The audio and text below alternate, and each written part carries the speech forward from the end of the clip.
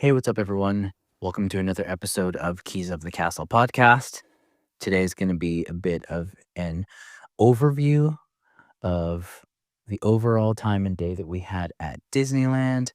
We finally went, finally made it. It was our 1 day trip for the year to Disneyland Park in Anaheim, California, and it was awesome.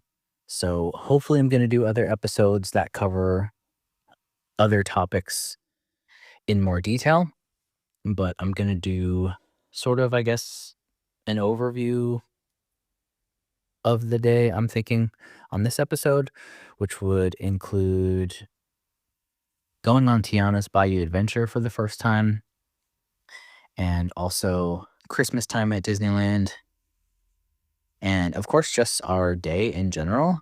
And the last topic that I may or may not get to on this episode is going to be the gluten-free dining aspect of our time there and experience, which of course, that might be a completely other separate episode. So we'll see how that goes. But either way, we had a great day. The plan was to rope drop. We didn't end up doing that for a couple different reasons. We have a 1.5-year-old, so that is always just going to take a lot more time than normal. And being that young, we didn't really want to have to wake her up and kind of rob her of sleep and stuff like that. So we didn't even sleep in or anything.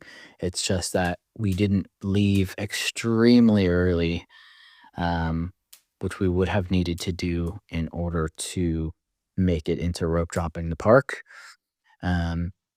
We also had a very busy day the day before, and just the whole trip, we had limited time that we were in California, so, um, I had a busy day the day before, the trip with family, so we didn't get to prepare as much the night before, which is the most important thing when you're trying to leave early to Disneyland, in my opinion, is preparing the night before.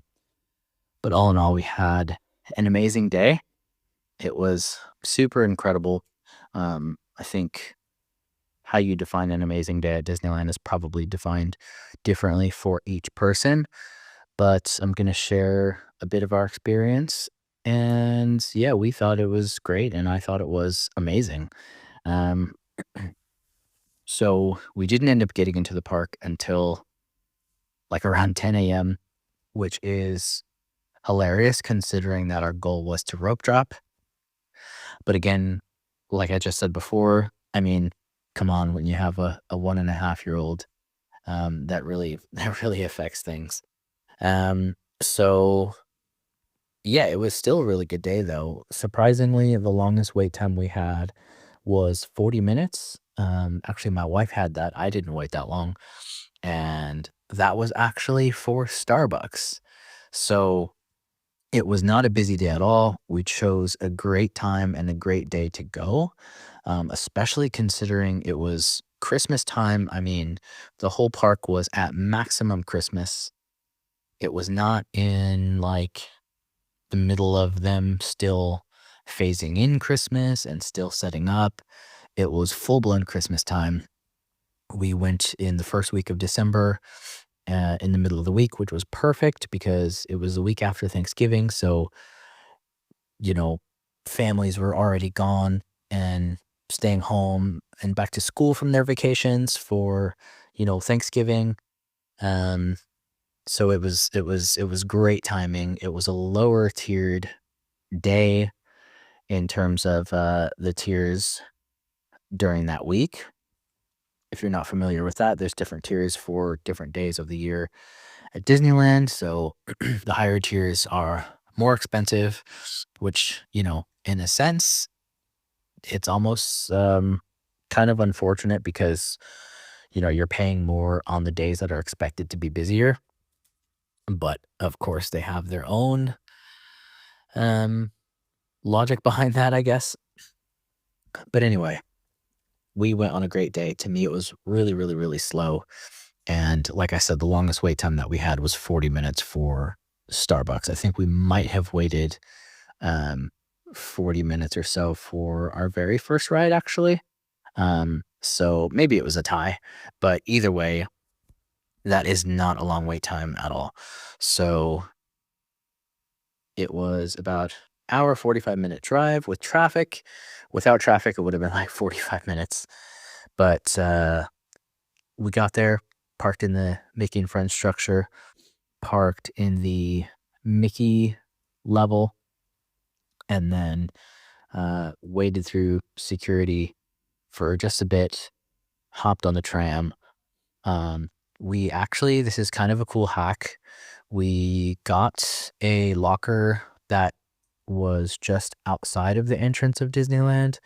So there's actually some lockers that are outside of Disneyland, and they're pretty cool because they're extra big. And there's some that I think are like extra, extra big out there.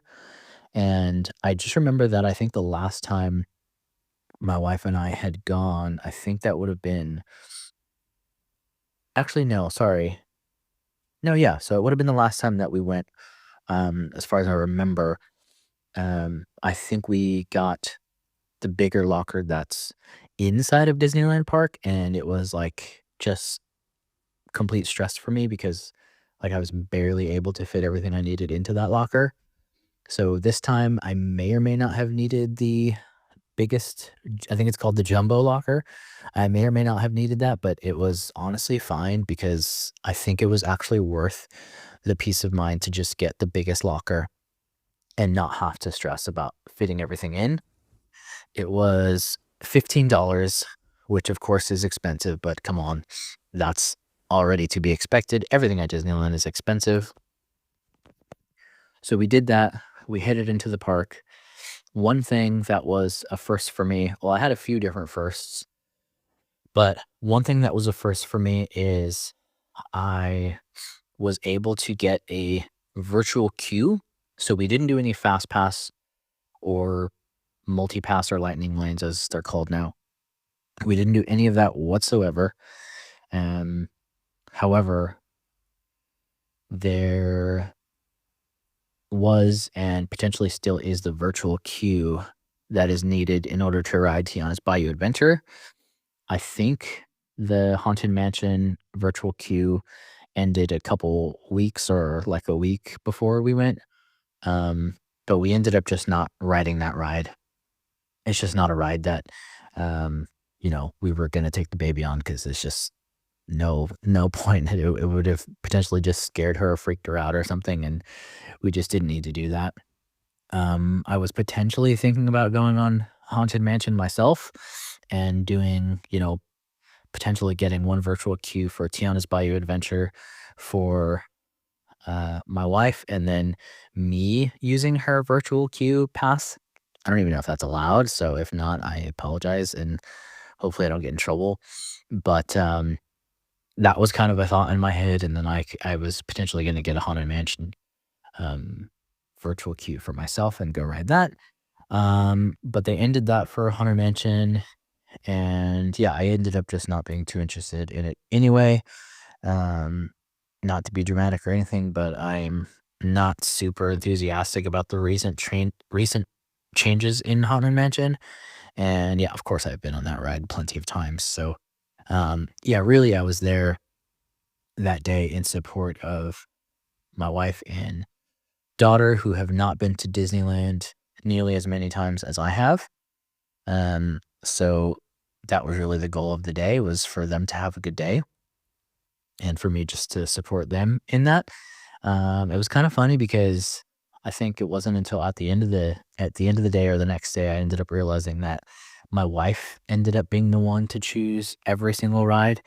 Um, so she was kind of the one throughout the entire day that put forth suggestions. Sometimes, and then other times I would put forth suggestions and she had the final say. And either way, she basically chose every single ride, for the most part, the entire day from what I can remember, every single ride. Um, and there's at least one ride if I remember correctly. Yeah, there was definitely at least one ride where she was like, "Definitely, let's go on this," and she chose it. So I just thought that was really cool, because I've been probably over 100 times, and it was really cool to have her do that and, for us to do that together. I think the only thing that I ended up choosing to go on, that she kind of was completely, um, out of, the decision making, which this is not even a ride, but was the Adventureland Treehouse, which was another first for me as well. But anyway, back to the original subtopic. It was the first time for me to get a virtual queue. So, um, what I ended up doing was trying to get a virtual queue for both of us, um, for Tiana's Bayou Adventure. So, we were still home, I guess you could say. We were still at our home base, um, where we were staying at 7 a.m. when the first virtual queue dropped. And I was really thankful because I had done some research and found out that you don't have to be on property or near the park or in the park in order to book a virtual queue, which was really awesome. I think I want to say in the past there was past virtual queues. Um, if I'm not mistaken, I don't think they were lightning lanes. So I could be, there could, I'm going to leave some room for error here because I could be mistaken, but I'm pretty sure there was some virtual queues in the past that I had tried to book and was not able to do because I wasn't close enough to the park or in the park at the right time. So this was really cool that we were able to book these virtual queues from home or from away from the park, at 7 a.m. And I was logged on like right at, 6:58 or whatever, 6:55, and I was able to get a boarding group for both of us. So the virtual queue was the first time for me. The Adventureland Treehouse was the first time for me, which also includes the Tarzan Treehouse and the Swiss Family Robinson Treehouse. So I had never gone on any of those. I actually don't even know what year Swiss Family Robinson Treehouse closed. That could have been even before my time, but I've never been on any of them. Um, and so I was excited to take my daughter onto that as well because I thought she would have loved it. So scanned to the park, 10 a.m. Um, the first part of the morning was a bit of a time crunch for us. So we basically got into the park, and it was time for us to board Tiana's Bayou Adventure immediately. So what was going to happen is we were going to take turns. So I was going to go on Tiana's Bayou Adventure and then swap out with my wife, and then she was going to go because that way we could both have the baby. But we ended up getting a boarding time that was so early that we barely made it on time. So it was like it kind of felt like we were only able to choose one person to go on the ride because our time window was going to close for our boarding group. So my wife ended up letting me go first, and she went to go get the Starbucks. And basically, the same amount of time that it took for me to walk over to Splash Mountain, I'm just going to call it Splash Mountain for fun. The amount of time that it took me to walk to Splash Mountain, which I'll equally interchange with calling it Tiana's Bayou Adventure. Um, the amount of time it took me to walk there and then wait in the queue, using my virtual queue pass and scanning in and get on the ride and all of that stuff is basically the same amount of time. And also walk back to Main Street is the same amount of time that it took for my wife to get her coffee from Starbucks, which is crazy. But either way, that was another first for me. I got to go on Tiana's Bayou Adventure. I did see something I saw or read or heard something. I think I heard it in passing or something like that, that it might be okay to use your boarding pass in the virtual queue, um, like later than your time frame window. I'm not sure if that's accurate, but I feel like I heard that somewhere. So When I got off of the ride and kind of when I was texting my wife while I was kind of waiting in line and stuff and after the ride and everything and when we were gonna meet back up and everything. But basically I ended up kind of wanting her to go on the ride because I thought after going on the ride, I felt that she would really enjoy it. So I did kind of try to prompt her of like, you should really go now because later on in the day, it's going to be even colder and who knows what the day is going to bring. So you may not get the chance to do it. So she ended up saying, no, it's fine. We'll just leave it.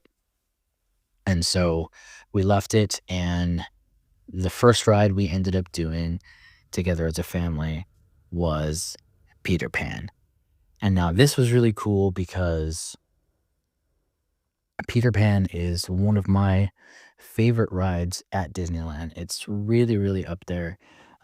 Potentially could be even tied for first place with some other rides. Potentially, there's like 5 rides that are tied for first place of my favorite rides at Disneyland, which I know is probably not allowed, but I don't care. And the other reason why that was cool that we went on that ride first is because it's also the first ride that my wife and I ever got on at Disneyland, um, together before we were married when we were just dating. So that's really cool.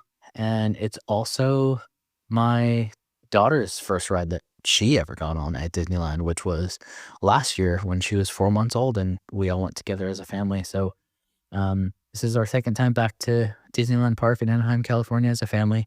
But it was really, really cool because my daughter's now more than a year and a half. And, last year when we took her, she was only 4 months old. So she was clueless about what was going on. She was more interested in the colors on some random person's backpack than she was at like the marching band passing by, and stuff like that. So it was really cool to take her to Disneyland now that she's much more aware and things like that. And to be honest, we were just completely not knowing how she was going to react and what our day and her day was going to be like at Disneyland.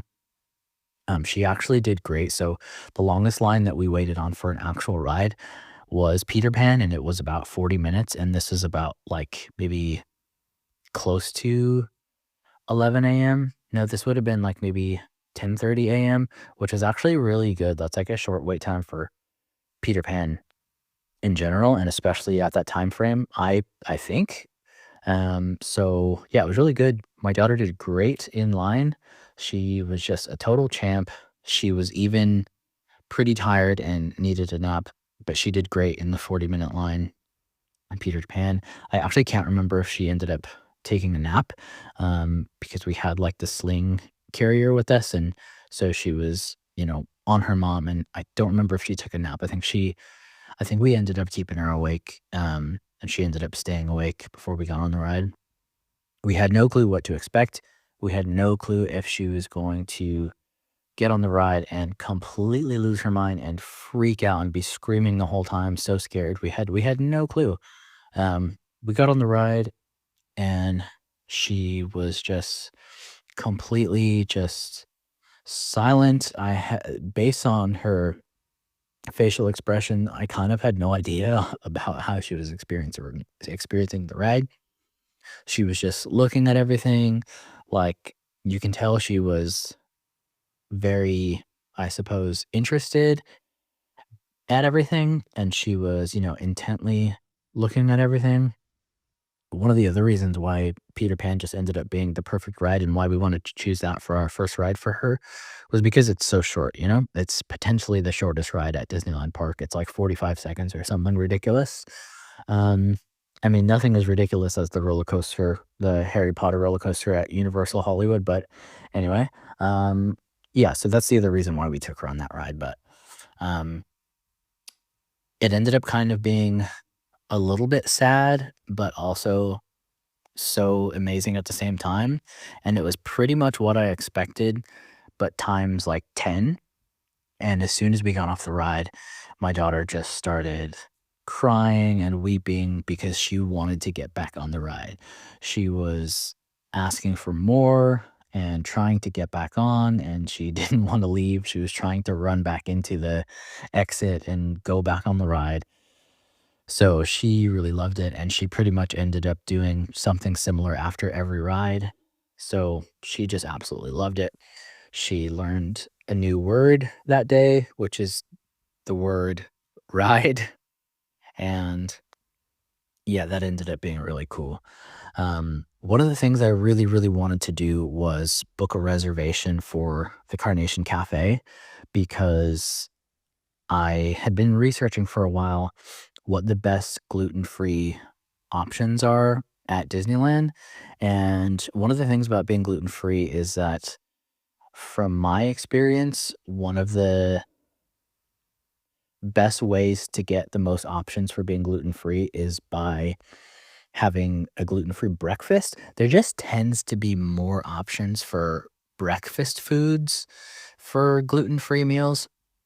So I specifically wanted to kinda make the most of the gluten-free experience and, you know, make sure I get, like, a gluten-free breakfast at Disneyland.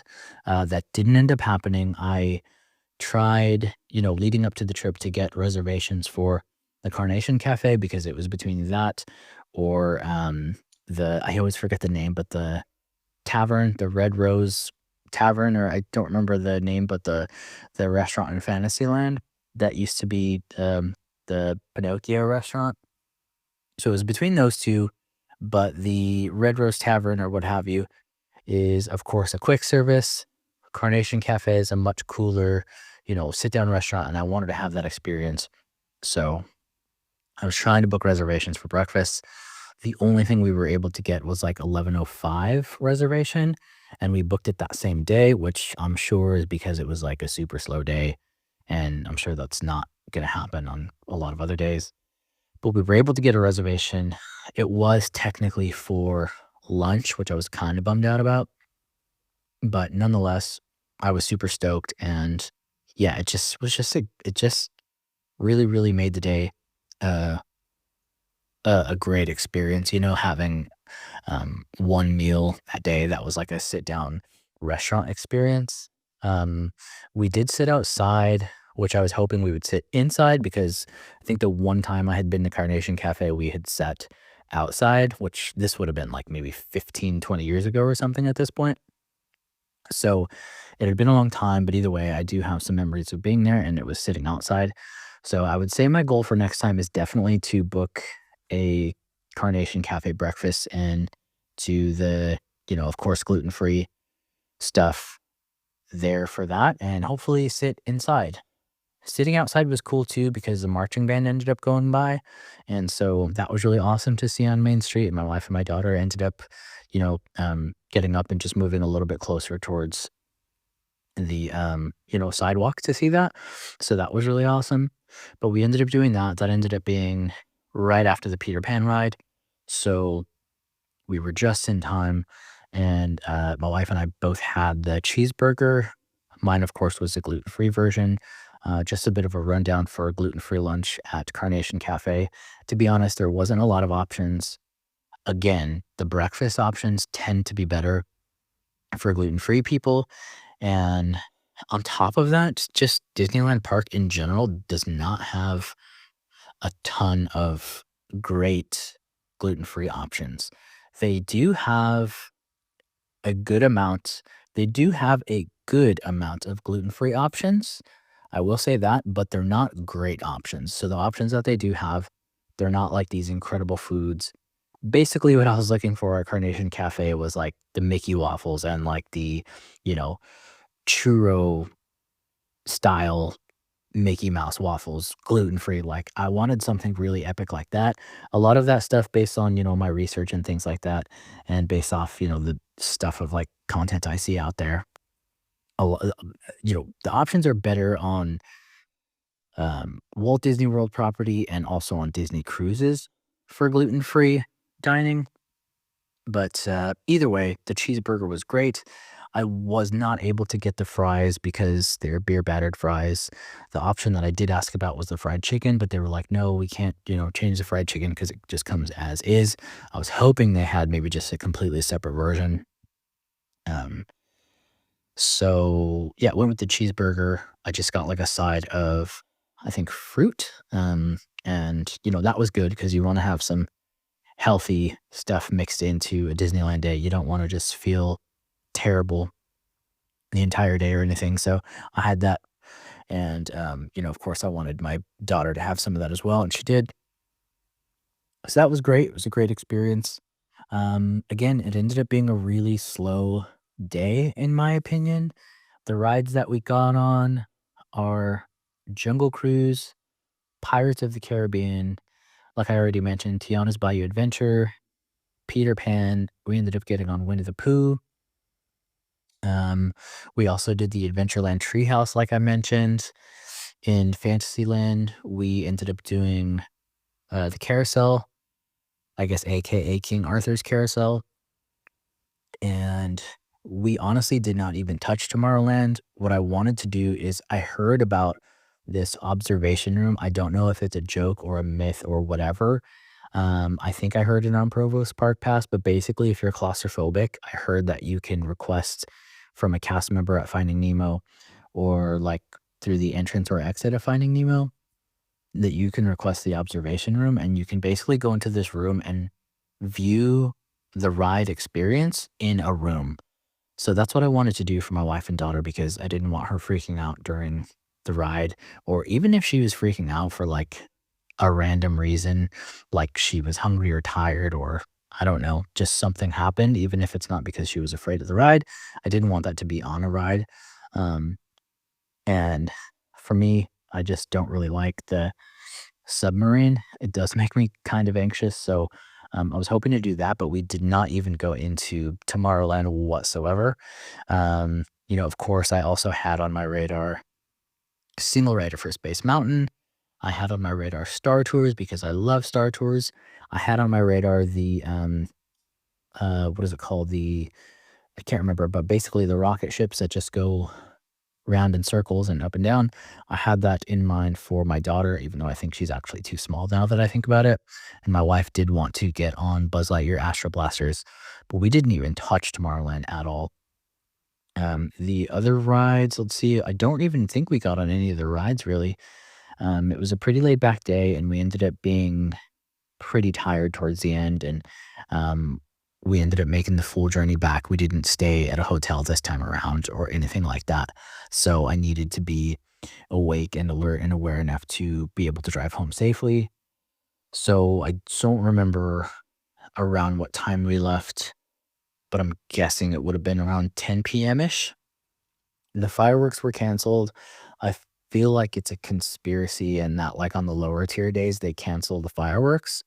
That could be just me. It's just that based on the live streams that I watch, because I watch Disneyland live streams regularly, it honestly seems like the higher tier days get the fireworks and the lower tier days don't. So again, that could just be me, but it seems like whenever we go on the lower tier days, which is usually when we go, there's no fireworks, which is, not fair. Um, I had on my list to do Christmas activities.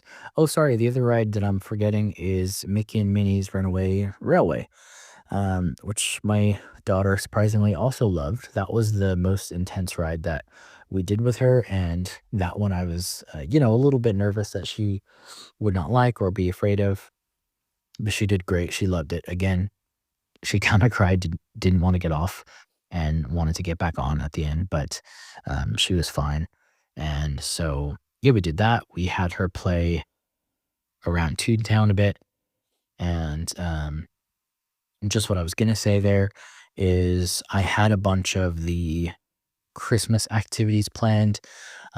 So just a quick rundown of off the top of my head, what they have for the Christmas season at Disneyland is they have the Christmas parade, which happens 2 times a day. One is at 2 p.m. and one is, I think, at 5:30 p.m.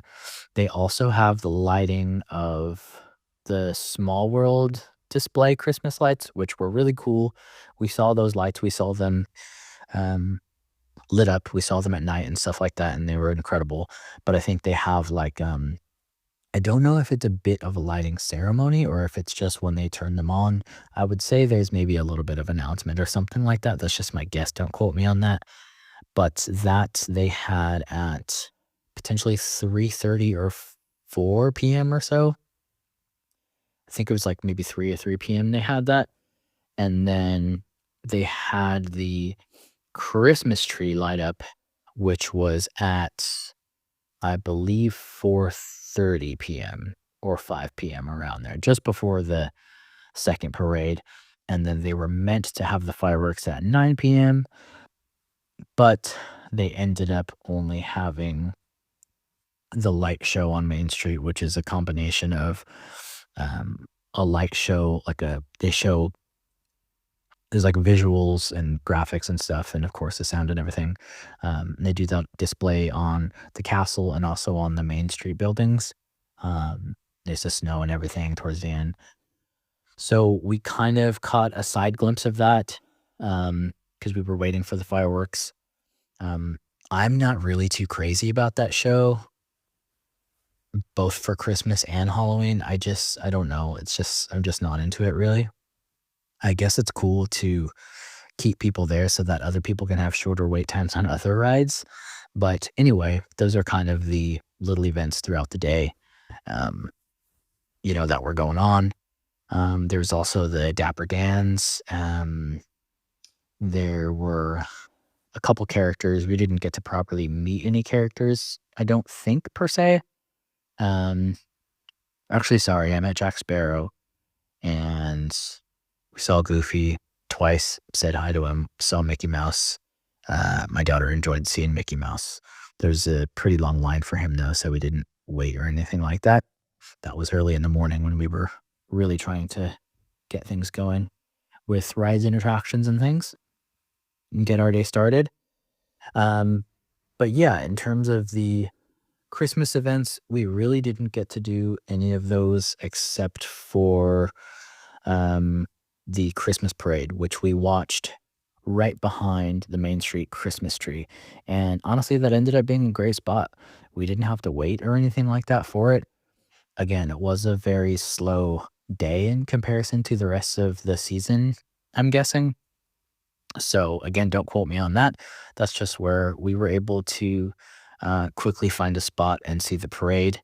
The 5:30 PM parade starts at Main Street, so that's where they come out of backstage area, and then they go down Main Street towards It's a Small World, I believe. And so we were able to see the parade come out of the doors on Main Street and everything like that. So we didn't actually end up seeing the Christmas tree light up ceremony. I wanted to see that. The main thing I wanted to do was see the Christmas tree light up ceremony and the parade, but we only got to see the parade, but we did get to see the Christmas tree, of course, lit up. That is the gist of the day. I am going to go ahead and have to end this episode for now, but potentially I'll do a part two, or maybe I'll just dive into a bit more details about, you know, the um, subjects on Christmas and Tiana's Bayou Adventure and potentially the gluten-free stuff on other episodes. For now, thanks so much for listening. If you have, we had a really great day at Disneyland. We're so thankful to have gone.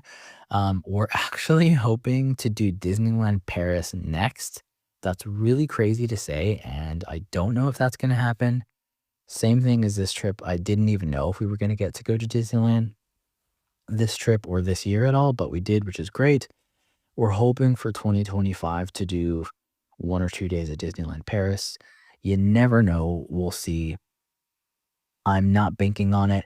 I'm saying that the chances are a little bit less than 50-50. So I think it's less than 50% chance that we'll actually make it this year. But again, you'll never know. But for now, thanks for listening again if you have, and take care. just remember, I'll leave you with this inspiring thought, just like all the other episodes. Whatever is good, whatever is true, whatever is pure, think on these things.